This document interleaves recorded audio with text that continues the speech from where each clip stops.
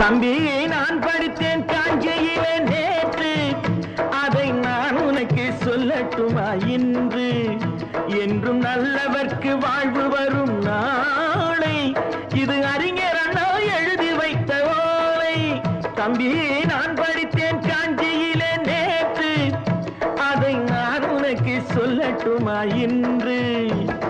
இந்தியாவின் தந்தை என்று காந்தி இருந்தார், அவர் இடையினிலே ஏழையை போல் தந்தை அணிந்தார். இந்தியாவின் தந்தை என்று காந்தி இருந்தார், அவர் இடையினிலே ஏழையை போல் தந்தை அணிந்தார்.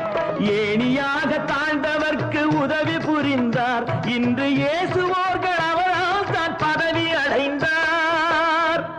இன்று இயேசுவோர்கள் அவரால் தான் பதவி அடைந்தார். தம்பி நான் படித்தேன் காஞ்சியிலே நேற்று, அதை நான் உனக்கு சொல்லட்டுமா இன்று?